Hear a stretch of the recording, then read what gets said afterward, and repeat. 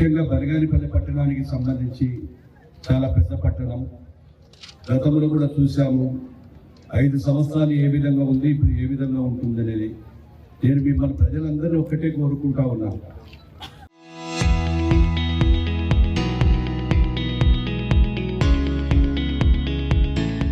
మనము మన పరిసర ప్రాంతాలు శుభ్రంగా ఉంచుకోకుండా ఈ యొక్క ప్లాస్టికే కాకుండా ఇంట్లో ఉన్నటువంటి చెత్త చెదారాన్నంతా కూడా తీసుకొచ్చి రోడ్ల మీద వేస్తూ ఉన్నారు. అంటే మన ఇంట్లో ఉన్నటువంటి చెత్తను రోడ్డు మీదకి వేస్తే అది మళ్ళీ మన ఇంట్లోకి వచ్చేటువంటి వస్తుంది. నేను అడిగేది, రిక్వెస్ట్ చేసేది అందరినీ కూడా, ప్రజలను కానీ ఇక్కడ ఉన్నటువంటి ముఖ్యంగా ఈరోజు అందరూ కూడా మన పిల్లలు వచ్చారు, స్కూల్ పిల్లలు. వారిలో చలనం లేకపోతే, వారికి ఒకవేళ అర్థం కాకపోతే దయచేసి అమ్మ పిల్లలందరికీ కూడా మీకు రిక్వెస్ట్ చేస్తా ఉన్నా, ప్రతిరోజు మీ తల్లిదండ్రులకు చెప్పండి.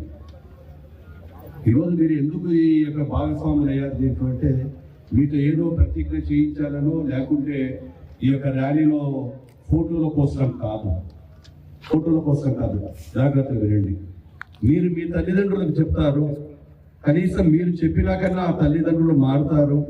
కనీసం పోయిన తర్వాత ఇంటికి, అమ్మా ఇది మంచి పద్ధతి కాదమ్మా, ఈ చెత్త చెదారం వల్ల మనం చేయడం వల్ల ఆరోగ్యం దెబ్బతింటుంది, ఆ మురికి కాలువలలో పోయినటువంటి ఆ డ్రైన్కి అడ్డపడుతుంది, ఆ యొక్క నీరంతా కూడా ప్రవహించకుండా రోడ్ల మీద పారుతూ ఉంది, దానివల్ల మనకి ఇబ్బందులు వస్తాయి, రోగాలు వస్తాయి.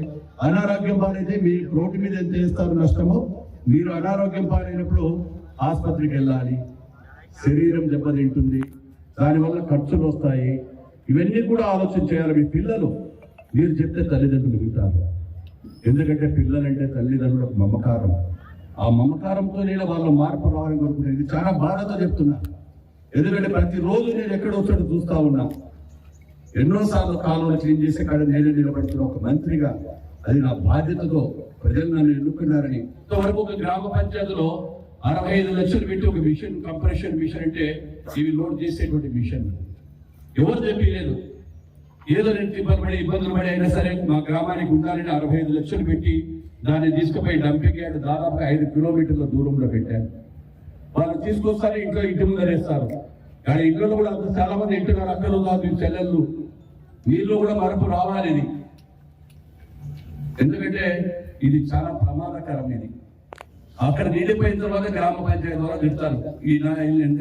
వాళ్ళ నోటికి ఏమొస్తే అది తిడతారు. ఏమని గ్రామ పంచాయతీలు చేస్తూ ఉన్నారు, వాళ్ళు పని చేస్తూ ఉన్నారు, అందరం చేస్తూ ఉన్నాం, ఉద్యోగస్తులు చేస్తూ ఉన్నారు.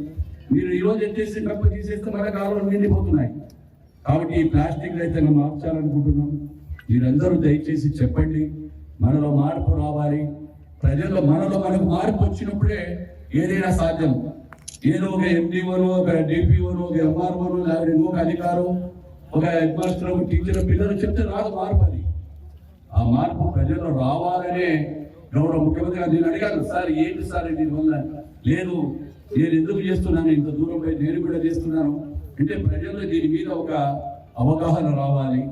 దీని మీద ఎంత శ్రద్ధ వహిస్తుంది ప్రభుత్వం, మన ఆరోగ్యాలు ఏ విధంగా దెబ్బతింటాయనేటువంటి ఉద్దేశంగా చెప్పి ఈరోజు ప్రతి 3వ శనివారం కూడా రాష్ట్రంలో ఎక్కడున్నా కానీ కూడా ఆయన ఈ యొక్క కార్యక్రమాన్ని చేపడతా ఉన్నారు.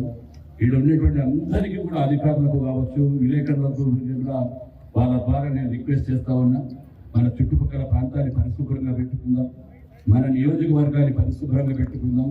మనము కూడా ఈ యొక్క పరిశుభ్రంలో భాగమే ఇప్పటి నుంచి మార్పు వస్తుందని ఆశిస్తూ ఖచ్చితంగా కూడా దీన్ని అందరూ పాటించాలని చెప్పి